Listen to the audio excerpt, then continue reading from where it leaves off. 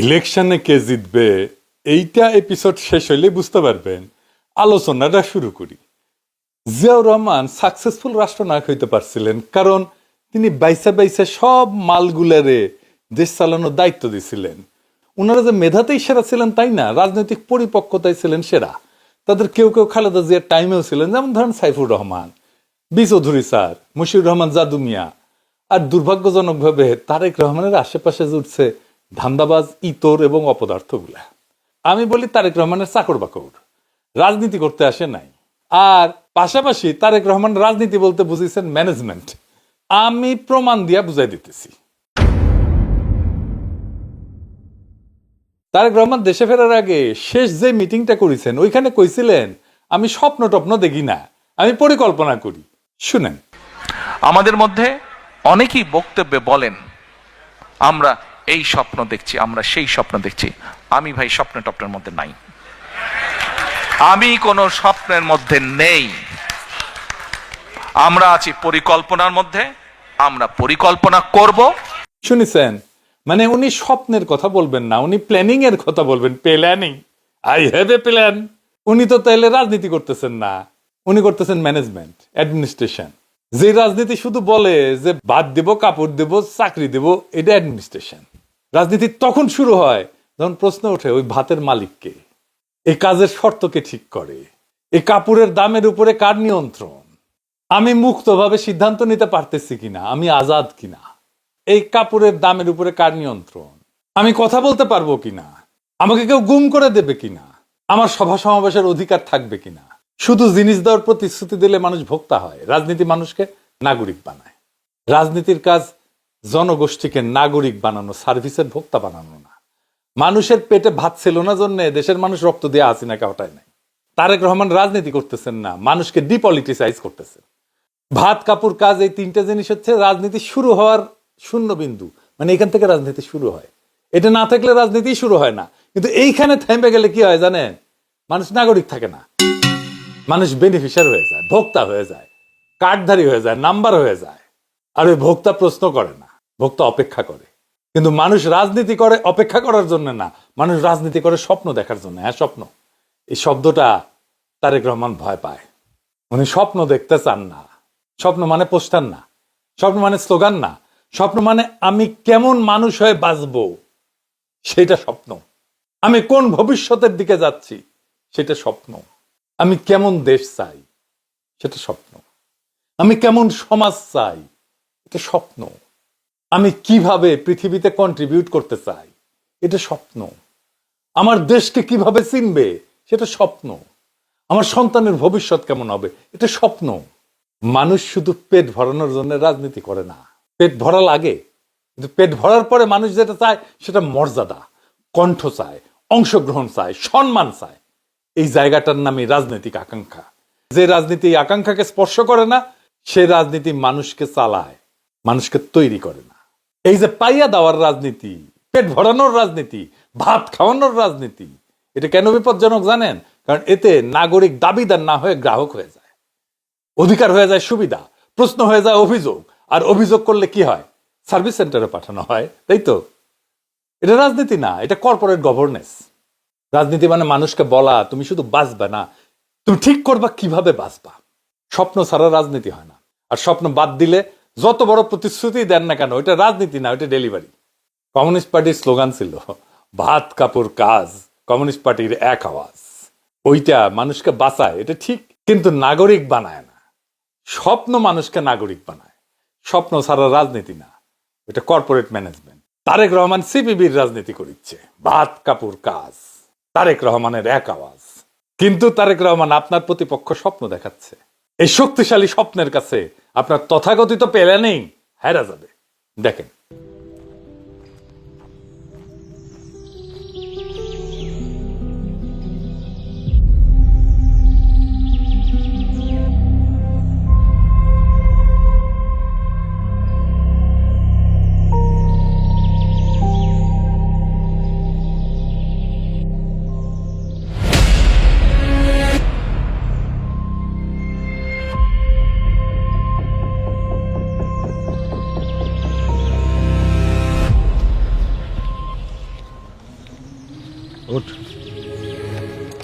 কি ভাবছেন টিস করবো?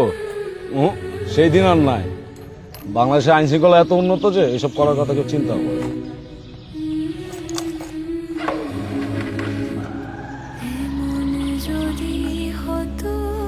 কি ভাবছেন এগুলো সত্যি?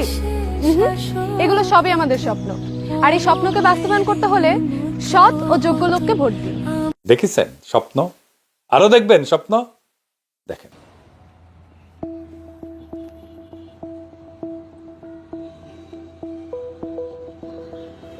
কিরে কই যাবি? স্যার পঞ্চগড় যাব। পঞ্চগড় যাবি? জি স্যার। চোখ লাল কে? কি খাইছস? কিছু না তো স্যার। কিছু কাজ নাই? না স্যার। আয় নিচে নাম, নিচে নাম। স্যার সত্যি কিছু কথা আছে তোর লাগে, নিচে আম। আরে ভয় পাইস না, নিচে নাম। আয় বল। হ্যাঁ নাই স্যার সত্যি কইতেছি কিচ্ছু খাই নাই। কিছু কাজ নাই? কাজ নাই কে? খাইবি? দেবো কিছু খাবি? কি কন কিছু তো বুঝলাম না। খাইবি কি না ক? কামাল এই খাওয়ানটা দে। হ্যাঁ রে দাও ল। আরে ভয় পাইস না, ল। কি আছে ফুল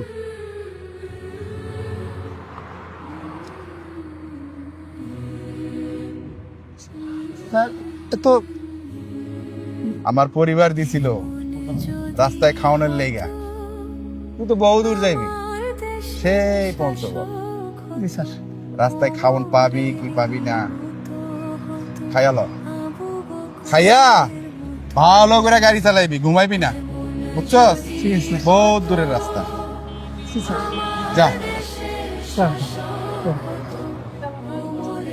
কি ভাবছেন এটা সত্য? এটা স্বপ্ন। এই স্বপ্নকে বাস্তবায়ন করতে হলে সৎ এবং যোগ্য লোককে আপনার ভোট দিন। এই স্বপ্নে ভোটে জিতবে লিখে রাখেন, স্বপ্ন জেতে ভোটে, প্ল্যানিং না। এদের প্রতিপক্ষ হইয়া আপনি কি বানাইছেন সেটা দেখি, আসেন।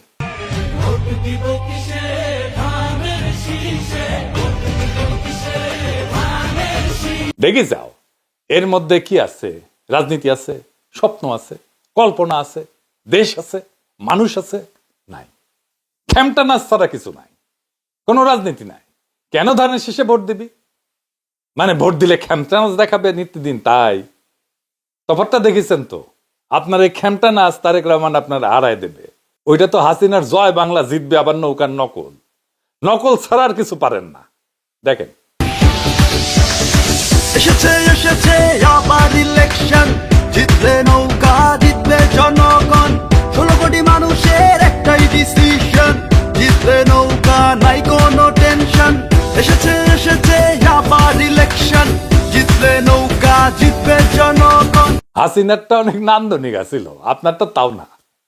আপনার এই খেমটা নাচ দেখলে হাসিনার খেমটা নাচের কথা মনে হবে সবার। বুঝেছাও? তা ম্যানেজমেন্ট বা প্ল্যানিং আপনি কেমন করিচ্ছেন সেটার কিছু উদাহরণ আমি দেই আপনাদের। আপনার প্ল্যানিং সবকটা ফেল। আজকে ওনার আরেকটা প্ল্যানিং নিয়ে আলাপ করব। আপনারা নিজেরাই বুঝবেন উনি উনার আশেপাশের মানুষ যে প্ল্যানিং করিচ্ছে সেটা কোন কিসিমের প্ল্যানিং। আসেন দেখি, আল্লাহর নামে শুরু করি। ওই লন্ডনের শেষ মিটিং এ উনি প্ল্যানিং এর একটা এক্সাম্পল দিয়েছিলেন, উদাহরণ আর কি, ডায়ালাইসিস নিয়ে। মানে কিডনি রোগীদের যে ডায়ালাইসিস করে না, একেবারে শেষ অবস্থায় গেলে ওইটা তো একটা মেশিন দিয়ে রক্ত পরিষ্কার করে আর কি। তো ওইটা শুনে আগে আমরা এখন প্রাইভেট পাবলিক পার্টনারশিপ চালু করতে চাচ্ছি। এখন ইউ ক্যান আস্ক মি যে আচ্ছা ঠিক আছে এটা কি জিনিস।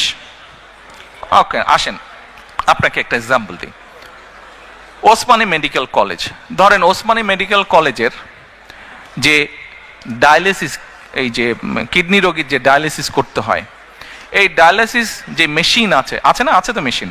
আচ্ছা, তো এই মেশিন আছে, এই মেশিনের ধরেন ক্যাপাসিটি হচ্ছে, সে এক্সাম্পল, মেশিনের ক্যাপাসিটি হচ্ছে এভরি মান্থে 100 জন মানুষকে সে ডায়ালিসিস করতে পারে। বাট আপনার কিউতে 100 জন না, আপনার কিউতে 500 জন, রাইট? ওকে, আমরা এখন যেটা কেয়ার করছি, ঢাকাতে দেশে অনেক প্রাইভেট হসপিটাল আছে, বাট আমি আম্মা যেহেতু এভার কেয়ারে আছেন, আমার ওই একটা নামই মনে থাকে প্রাইভেট হসপিটালের মধ্যে। ধরেন এক্সাম্পল হিসেবে বলছি, ওই এভার কেয়ার হসপিটাল, তাদেরও কিডনি ডায়ালিসিস মেশিন আছে, but that's a private hospital, quite expensive, not everyone can afford that.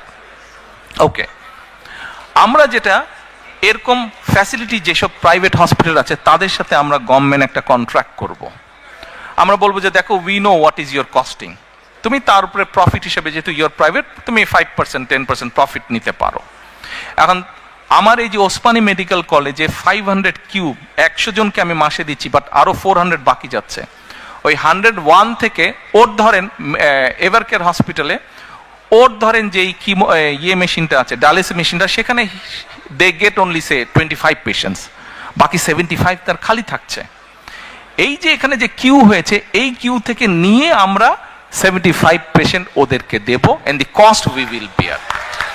শুনেছেন, উনি ধরেই নিছেন বেসরকারি ডায়ালাইসিস সেন্টারগুলো অনেক উদ্বৃত্ত ক্যাপাসিটি আছে, মানে পড়ে থাকে, বসে বসে থাকে আর কি। তো উনি সরকারি হাসপাতালের ডায়ালাইসিস, যারা ডায়ালাইসিস নিতে আসতেছে কিন্তু করতে পারতেছে না, চাপের কারণে সার্ভিস দিতে পারতেছে না, সেইখানে উনি পেটাবেন, এই তো কইছে, তাই না? এইটারে উনি কইতেছেন পাবলিক প্রাইভেট পার্টনারশিপ, তাই তো কইছে। আমরা পাবলিক প্রাইভেট পার্টনারশিপ বিষয়টা আরো ভালো করে বুঝে নিমনি পরে, আগে অন্য বিষয়টা দেখে নি। তবে এইটা কিন্তু ধরে নিতেই পারি, তাই না? আমরা সবাই ধরে নিতে পারি, বিএনপি যাদেরকে স্বাস্থ্য মন্ত্রণালয়ের দায়িত্ব দেবে, স্বাস্থ্যমন্ত্রী বানাবে, তাদেরকে দিয়ে প্ল্যানিং করেছে, তাই না? কারণ তারেক রহমান তার ডাক্তার না। আসেন এবার দেখি বিএনপির এই পুরা টিম, এই স্বাস্থ্য টিম যারা দেখিচ্ছে, আমি তো স্বাস্থ্য নিয়ে একটা এপিসোড করেছি, এরা কেমন মূর্খ, অপদার্থ, অশিক্ষিত এবং কমন সেন্স বা কাণ্ডজ্ঞানের অভাব। আসেন এটা একটু বুঝে দেখি। বেসরকারি সেন্টারে ডায়ালাইসিসের দাম বেশি জন্য এখানে ডায়ালাইসিস করতে যাবে না রোগীরা, এটা একটা মারাত্মক ভুল ধারণা। কমন সেন্স বা কাণ্ডজ্ঞান দিয়ে এই প্ল্যানিং যে অন্তঃশ্বাস শূন্য, এটা বোঝা যায়। উনি চেক করেন নাই যে বেসরকারি ডায়ালাইসিস সেন্টারগুলোতে আসলেই ক্যাপাসিটি উদ্বৃত্ত আছে কিনা। মানে ওই যে উনি আসার পরে প্ল্যানিং করেছিল না, উনি ওই যে আহতদের দেখতে যাবে হাসপাতালে, তারপরে দেখে রুগী নাই, এটি দেখি চাও, ওই রকম প্ল্যানিং হয়েছে। এটা বেসরকারি সেন্টারগুলোতে ক্যাপাসিটি কখনোই উদ্বৃত্ত থাকবে না, থাকার কথা না। ক্যাপিটালিজম চলে সাপ্লাই ডিমান্ড দিয়া। ডায়ালিসিসের খরচের কারণে যদি বেসরকারি কোনো সেন্টারে রোগী না আসে, তারা দাম কমায় দিবে। ডায়ালিসিসের সাপ্লাই বেশি থাকলে ডিমান্ড কমে, ফলে দাম কমে যায়। ডিমান্ড বেশি থাকলে দাম বাড়ে। দাম কমায়ও যদি রোগী না পায় হাসপাতালগুলা, বেসরকারি হাসপাতালগুলা, তাহলে হাসপাতাল ওই সার্ভিস বন্ধ করে দিবে, চালায় রাখবে না, কোনোদিন ফেলায় রাখবে না। ক্যাপিটালিজম এভাবে চলে না। আপনি বেসিক ইকোনমিক্স জানলে এই প্রস্তাব দেখে ফেলাই দিতেন, বেসিক ম্যানেজমেন্ট জানলে জানতেন এটা প্ল্যানিং এর মর্যাদাই পায় না। আর এইটারে তারেক রহমান ওনাদের বুদ্ধিবৃত্তির চরম নিদর্শন হিসাবে দেখাইতেছে। চিন্তা করেন কি অবস্থা একটা দলের, কতখানি দেউলিয়া, কতখানি বুদ্ধিবৃত্তিক ভাবে শূন্য।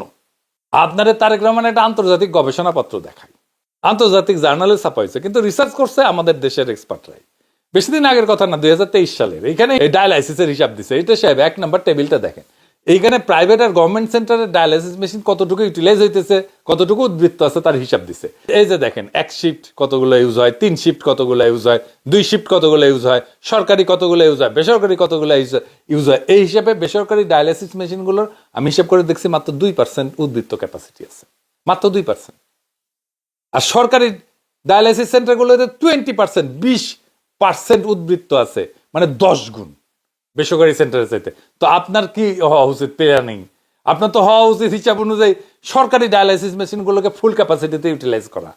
সেটা আন্ডার ইউটিলাইজ জায়গা, সামান্য 2% আন্ডার ইউটিলাইজ ক্যাপাসিটি বেসরকারি হাসপাতালের ওই দিকে নজর দিচ্ছেন, ওইটা দিয়ে পাবলিক প্রাইভেট পার্টনারশিপ করবে। আপনার তো কিছুই জানেন না। এই আপনার প্ল্যান, এই আপনাদের এক্সপার্টাইজ, এই আপনাদের বুদ্ধিমত্তা। হ্যাঁ, আপনারা নাম শুনেছেন পাবলিক প্রাইভেট পার্টনারশিপ, আর কয়া দিচ্ছেন। আর আপনার চাকর বাকররা খুঁজে বের করেছে ইনকা করে পাবলিক প্রাইভেট পার্টনারশিপ করা যায়। এইখানে উনার আব্বা জিয়াউর রহমান হইলে ওই যে রিসার্চ করেছে যারা না, তাদেরকে ডেকে বলতেন যে বলেন আমারে কিভাবে সরকারি ডায়ালাইসিস মেশিনগুলোর ফুল ক্যাপাসিটিতে ইউটিলাইজেশন করা যায়। আর উনারে উনার চাকর বাকররা এসে প্ল্যান দিছে, এটা নিয়ে উনি উনার দলের ইন্টেলেকচুয়াল হ্যাডম দেখাইতেছে। উনার এখানে স্টেটসম্যান সুলভ কাজ হইতো। এটা সাহেব 2 নম্বর পৃষ্ঠার ম্যাপটা দেখান, এখানে সবুজ ম্যাপটা দেখেছেন তো, এখানে দেখেন কোন জেলায় কত বেশি ডায়ালাইসিস সেন্টার আছে আর রুগী আছে কত, সেই তুলনায় ম্যাপ করেছে। এখানে সবুজ অংশ যেটা গাঢ় সবুজ এবং একটু হালকা গাঢ় সবুজ, ঢাকার ময়মনসিংহ, এই অঞ্চলটায় মেশিনের তুলনায় রোগী বেশি, ডায়ালাইসিস মেশিনের তুলনায়। তা আপনার এই 2 জেলায় আরো বেশি সেন্টার দরকার, এটা পলিসি ইস্যু। আপনি এটা কইবেন, এই সিদ্ধান্ত নেবে মন্ত্রণালয়, পিএমও না। আপনি এই জায়গায় কাজ করবেন, এইটা আপনার কাজ, এটা রাষ্ট্রনেতার কাজ, এটা স্টেটসম্যানের কাজ। আপনি চাকর বাকরের হেলথ নিয়ে বুঝে কিনা, আসলে আপ টু ডেট কিনা, ডায়ালিসিস নিয়ে বুঝে কিনা, কিডনি রোগ নিয়ে বুঝে কিনা, আসেন একটু দেখি। বাংলাদেশের স্বাস্থ্য ব্যবস্থা নিয়ে বুঝে কিনা, এটা একটু দেখি, আসেন। আপনার পাবলিক প্রাইভেট পার্টনারশিপের কথা যেটা কইছেন, এই প্রসঙ্গে আসার আগে পাবলিক প্রাইভেট পার্টনারশিপ কারে বলে সেটা একটু দেখে নি আমার দর্শকদের জন্য। আপনারা তো বুঝেন সবাই, আপনাদের তো প্রচুর জ্ঞানের ভারে আপনারা জুইকা পড়েন আর কি। যাই হোক, পিপিপি মানে পাবলিক প্রাইভেট পার্টনারশিপ, বুঝছাও? বুঝেনি এটার কি? এই পিপিপির ধারণা কিন্তু অনেক পুরানো, এটা নতুন কোনো ধারণা না। সেই রোমান আমলে সরকারকে কিছু কাজ করতে হয়, সবচেয়ে বড় কাজ হইতেছে ইনফ্রাস্ট্রাকচার বানানো। এই যে রাস্তা, ব্রিজ, মেট্রো বানায় না, হাসিনা বানাইছে না, এইগুলো হয়েছে যে ইনফ্রাস্ট্রাকচার। তো এতে মেলা খরচা, অনেক সময় খরচা করার মতো টাকা থাকে না সরকারের, কিন্তু জিনিসটা করা জরুরি। সেই সময় ধনী ব্যক্তিরা আইসা বলে, রাজামশাই আমি আপনার এই ব্রিজটা আমার নিজের খরচা বানাই দেবো, এই ব্রিজ বানাইতে আমার 100 কোটি টাকা লাগবে। আমি হিসাব করে দেখলাম যে আমি যদি গাড়ি প্রতি 10 টাকা টোল নিই, তাহলে 10 বছরে আমি আমার বানানোর টাকা তুলে ফেলবার পারবো। আপনি আমার 15 বছরের টোল টোলার পারমিশন দেন এই ব্রিজ থেকে। এক্সট্রা 5 বছর টোল টোলার পারমিশন হচ্ছে আমি যে নিজের টাকা খাটাইলাম তার পুরস্কার। এই 15 বছরে আমি আমার লোক রাখুম টোল টোলার লাইগা, ব্রিজ আমি বানামু, ব্রিজ মেরামত লাগলেও করমু, কোন টেনশন নিয়েন না। 15 বছর পর ব্রিজ আপনার, টোল আপনি তুলবেন, আপনিও খুশি আমিও খুশি। এই হইল পিপিপি, পাবলিক প্রাইভেট পার্টনারশিপ, বুঝছো? এটা একটা দারুণ মডেল, কিন্তু ইউরোপের প্রচুর জিনিস এই পিপিপি আন্ডারে হয়, বাংলাদেশেও আছে। এই ডায়ালাইসিস এই পাবলিক প্রাইভেট পার্টনারশিপ আছে অনেক আগে থেকে, হাসিনার আমল থেকে।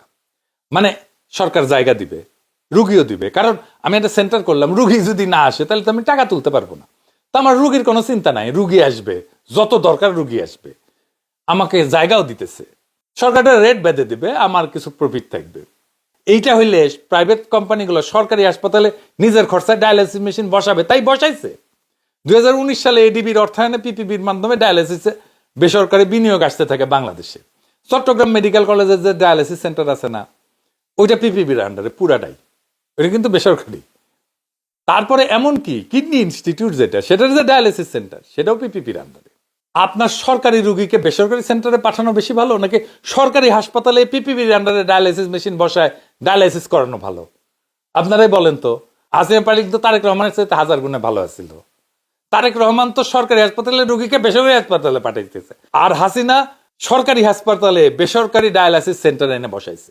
তো হাসিনা তো আপনার বেশি ভালো প্ল্যানার। আপনি হাসিনা মুক্তিযুদ্ধের চেতনা নেবেন, অসাম্প্রদায়িক বাংলাদেশ নেবেন, ওর বন্ধু রাষ্ট্র ভারতের আশীর্বাদ নেবেন, জয় বাংলা স্লোগান নেবেন, সেটা আবার নিজের স্টেজে দিবেন। আমার যদি মৃত্যুও হয়, আমি এই মঞ্চ থেকে 1000 বার বলবো জয় বাংলা, জয় বাংলা, জয় বাংলা। আমরা কি বাংলাদেশের জয় চাই না? তাহলে জয় বাংলার সমস্যা কি? জয় বাংলা কি কারো ব্যক্তিগত কোনো ধরনের স্লোগান? জয় বাংলা সবার। যখন বাংলাদেশে ক্রিকেট খেলা হয়, আমরা কি বাংলাদেশের জয় চাই না? আজকের এই মঞ্চ থেকে আমার যদি মৃত্যুও হয়, আমি এই মঞ্চ থেকে 1000 বার বলবো জয় বাংলা, জয় বাংলা, জয় বাংলা। হাসিনার দলের ভোট নিবেন, তাদের ব্যবসা প্রতিষ্ঠানের দখল নিবেন, তাদের কর্মী নিবেন, হাসিনার করে যাওয়া অবকাঠামো নিবেন না কেন, প্ল্যানিং নিবেন না কেন? হাসিনার ডায়ালাইসিসের পাবলিক প্রাইভেট পার্টনারশিপ তো খারাপ কোথায় দেখান তো। আপনি সরকারি রোগীকে ঠেলে দিতে চান বেসরকারি হাসপাতালে, আর হাসিনা বেসরকারি সেন্টারকে সরকারি হাসপাতালের মধ্যে নিয়ে আসিছে। কোনটা ভালো বলেন? নিরপেক্ষভাবে বলেন। হাসিনা খারাপ, গুম খুন করছে, এটা মাথায় থেকে বাদ দিয়ে সিস্টেম হিসেবে বলেন কোনটা ভালো। আপনি তো হাসিনার মতো প্ল্যান করতে পারতেছেন না। আচ্ছা এইবার বলেন তারেক রহমান, আপনার এই জিগাই বাংলাদেশে কিডনি রোগ নিয়ে সবচেয়ে বড় সমস্যা কি? যেখানে আসলে একজন প্রাইম মিনিস্টারের ইন্টারভেনশন লাগবে, স্টেটসম্যানের ইন্টারভেনশন লাগবে, আপনি কইতে পারবেন? পারবেন না, আমি শিওর। যাই হোক, আমি কইয়া দিই। এই প্রসঙ্গে আমার এক টিচারের কথা মনে পড়লো, মেডিকেল কলেজের মাইক্রোবায়োলজির টিচার ছিলেন, উনি প্যারাসাইটোলজি পড়াইতেন, খুবই নাম করা টিচার ছিলেন। ও তো আমাদেরকে অত্যন্ত ভালোবাসতেন ছাত্র হিসাবে। তো ওনার কাছে পরীক্ষা দিতে গেছি, তো উনি আমার জিজ্ঞাসেছেন কৃমি নিয়ে আর কি, হেলমিন্থের ক্লাসিফিকেশন জিজ্ঞাসেছেন। ওই যে আপনাদের দলের লোক আছে না, তারেক রহমান, আপনার দলের লোকের কৃমি আছে তো, গুড়া কৃমি ই করে না, ওই কৃমির আর কি। তো আমাদের জিজ্ঞাইতেছেন স্যার পরীক্ষার হলে, যে তুমি কত ওই হেলমিন্থের মানে কৃমির ক্লাসিফিকেশন করো, তো ক্লাসিফাই করো। তা আমি আর কি ক্লাসিফাই করব, তখন তো আমরা বিপ্লব করব, এসাদ হটাবো, দেশ জাতির পুরা দায়িত্ব তো মাথার উপরে, তাই না? তো পরীক্ষা টরীক্ষা তো ওইটা তো সেকেন্ডারি, পড়াশোনা তো সাঙ্গেত সব সময়, তার কইতে পারি না। তো আমাকে কইতেছে, আমি কয়ে দিই সিস্টোড, নিমাটোড, ট্রিমাটোড, এবার তুমি সিস্টোডের ক্লাসিফিকেশনটা করো। চিন্তা করেন কেমন ফাজলামি করতো আমাদের সাথে আমাদের টিচারেরা, বুঝেছাও? তো আমি ইঙ্গা করে তারেক রহমানকে কয়ে দিই যে বাংলাদেশে কিডনি রোগের কি সমস্যা। বাংলাদেশে কিডনি রোগ মহামারী আকার ধারণ করেছে। 22.5% মানুষ ক্রনিক কিডনি রোগে ভুগবে, দেখিসাও? সারা দুনিয়ায় এই পার্সেন্টেজটা 10%-এর মতো। আমাদের দেশে প্রচুর মানুষ কিডনি রোগে ভুগতেছে, ক্রনিক কিডনি ডিজিজ, মানে যেখান থেকে কিডনি ফেলিয়ার হয়ে যাবে, কিডনি নষ্ট হয়ে যাবে পুরা, এবং কম বয়সের রোগীদের হচ্ছে, নারীদের বেশি হচ্ছে। তাহলে এইটাকে আমাদের তো অন্তত অর্ধেকে নামায় আনতে হবে। দুনিয়ার মানুষের চাইতে আমরা তো বেশি অসুস্থ থাকতে পারি না, এইটাকে অর্ধেকে নামায় আনতে হলে আমাদের 15 থেকে 20 বছর লাগবে। কি কি করতে হবে? কিডনি নষ্ট হয়, ব্লাড প্রেশার যদি কন্ট্রোল না হয় ঠিক মতো, ডায়াবেটিস যদি কন্ট্রোল না হয়, এই দুইটা মূল কারণ, দুইটাই আর কি। আরো কারণ আছে, অন্য ছোটখাটো কারণ আছে, কিন্তু মূল কারণ এই দুইটা। আপনার ডায়াবেটিস আর হাইপারটেনশন কন্ট্রোল বাড়াইতে হবে, আর্লি ডিটেকশন করতে হবে, আর তাড়াতাড়ি ডিটেকশন হওয়ার সাথে সাথে যেন আমি চিকিৎসা শুরু করতে পারি। হাইপারটেনশন কন্ট্রোল ভালো হবে না যদি আমরা লবণ খাওয়া না কমাই। জাতি হিসাবে আমরা প্রচুর লবণ খাই, আমাদের দৈনিক নিরাপদ লবণ খাওয়ার মাত্রা যা, তার চাইতে দ্বিগুণ লবণ খাই আমরা। আমাদের 5 গ্রাম দৈনিক খাওয়ার কথা, আমরা 10 গ্রাম খাই জাতি হিসাবে। চিন্তা করেন তাহলে কত লবণ খাই। লবণ বেশি খাবেন, আপনার প্রেশার বাড়বে, আপনার প্রেশার বাড়বে, কিডনিতে চাপ পড়বে, আর কিডনি নষ্ট হবে। আপনার জাতি হিসাবে আমাদের ব্লাড প্রেশার কখনো কন্ট্রোল হবে না যদি লবণ খাওয়া কমাইতে না পারি। তো আপনি তো বেশি খানি, তার উপরে লবণ আমদানি করা হয়। দেখেছেন আমরা যা উৎপাদন করি তার চেয়ে বেশি লবণ আমদানি করা হয়। তো আপনি কেমনে কমাবে লবণ খাওয়া? আপনি তো উৎপাদন বন্ধ করতে পারবেন না, তাহলে তো লবণ চাষিরা কই যাবে? তারা তো বিপদে পড়বে, তাই না? তাহলে কি করতে হবে? আপনার উৎপাদিত লবণের অর্ধেক রপ্তানি করতে হবে, তাই না? সিম্পল হিসাব। আর রপ্তানি বাজার খুঁজে বের করতে হবে, আভ্যন্তরীণ বাজারে লবণের দাম বাড়াইতে হবে। তারপরে লবণজাত খাদ্য যেগুলোর আসলে পুষ্টিগুণ কম নাই, যেমন ধরেন চিপস, এটা একটা আজাইরা খাবার, এটার মধ্যে প্রচুর লবণ, এটা দিয়ে প্রচুর লবণ ঢোকে আমাদের মধ্যে। তো এগুলো আমরা বানাবো কিনা এটা সিদ্ধান্ত নিতে হবে। লবণ ইম্পোর্ট 0 করতে হবে, এটা পলিসি ইস্যু। এই পলিসি ইস্যু নেওয়ার বুদ্ধিমত্তা বিএনপির নাই। এবার আসেন আরেকটা বিষয় দেখি, জরুরি বিষয়। এই যে বিএনপি ইলেকশন করতেছে, এটা কারে পরিকল্পনায় করতেছে জানেন? ক্যান্ডিডেট সিলেকশন কে করেছে? বিএনপির গুরুত্বপূর্ণ নেতা, বিএনপির ক্যান্ডিডেট, তার কাছেই শুনি। এই ক্যান্ডিডেট সিলেক্ট করছে পুলিশ, ডিজিএফআই, এনএসআই।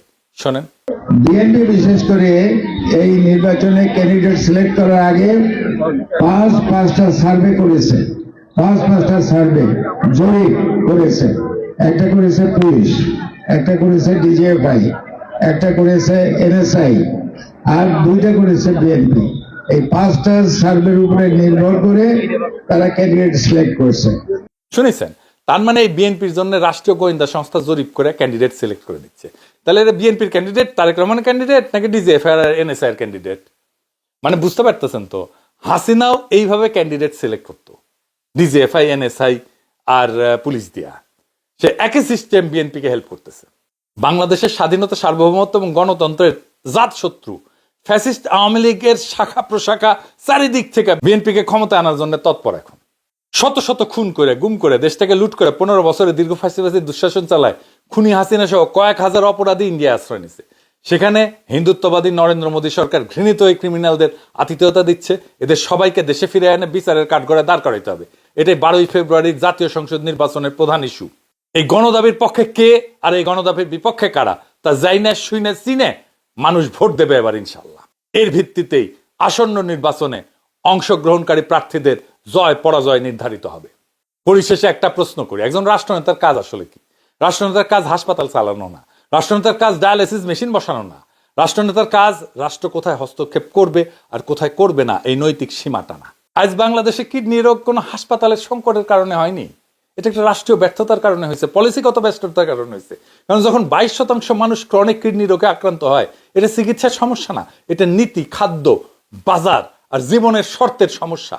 আমি যদি রাষ্ট্র চালাই, আমি প্রথমে জিজ্ঞেস করব না আর কয়টা ডায়ালাইসিস মেশিন বসাবো, আমি জিজ্ঞেস করব কেন এত মানুষ ডায়ালাইসিস পর্যন্ত পৌঁছাইতেছে, কেন মানুষের কিডনি নষ্ট হইতেছে, কেন ডায়ালাইসিস লাগতেছে, কেন আমাদের লবণ খাওয়া দ্বিগুণ, কেন উচ্চ রক্তচাপ নিয়ন্ত্রণে নাই? কেন ডায়াবেটিস আগে ধরা পড়ে না? এই প্রশ্নগুলো প্রধানমন্ত্রী না করলে আর কেউ করবে না। এখানেই রাষ্ট্রনেতার কাজ। ডায়ালাইসিসে আমি কোনো জাদু দেখাবো না, আমি জনগণকে বোকা বানাবো না। আমি জানি বেসরকারি ডায়ালাইসিস সেন্টারে অলস ক্যাপাসিটি নাই, থাকতে পারে না। আমি জানি সমাধান ওইখানে রোগী ঠেলে দেওয়া না। আমি রাষ্ট্রনেতা হইলে সিদ্ধান্ত স্পষ্ট হবে যে বেসরকারি বিনিয়োগ যাবে সরকারি হাসপাতালের ভেতরে, সরকারি মেশিন ফুল ক্যাপাসিটিতে চলবে, রোগী হবে নাগরিক, খরচের শিকার না। এটাই পাবলিক প্রাইভেট পার্টনারশিপ। এটা কোনো স্লোগান না, এটা দায়িত্ব ভাগাভাগি। আর বড় কথা, আমি চিকিৎসাকে ব্যবসা হিসেবে না, অধিকার হিসেবে দেখি। আমি এইখানেই থামবো না, কারণ রাষ্ট্রনেতা আগুন নেভায় না, কারণ আগুন কেন লাগছে সেটা বন্ধ করে। আমার রাষ্ট্রনীতিতে লবণ উৎপাদন থাকবে, কিন্তু আভ্যন্তরীণ বাজারে অতিরিক্ত খাওয়া বন্ধ হবে। স্বাস্থ্য খাত শুধু চিকিৎসা না, প্রতিরোধের যুদ্ধে নামবে। রোগ ধরা পড়ার আগে প্রতিরোধ হবে। এই সিদ্ধান্তগুলা জনপ্রিয় অনেক সময় নাও হইতে পারে, কিন্তু রাষ্ট্র চালাইতে জনপ্রিয়তা লাগে না, নৈতিক সাহস লাগে। আমরা মানুষকে প্রতিশ্রুতি দেই না, আমরা মানুষকে ক্ষমতা ফেরায় দিই। কারণ এই দেশ কারো দয়ার উপরে দাঁড়াবে না।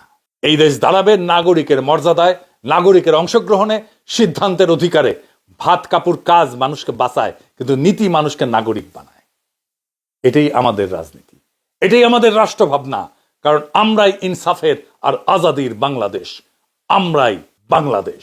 ইনকিলাব জিন্দাবাদ।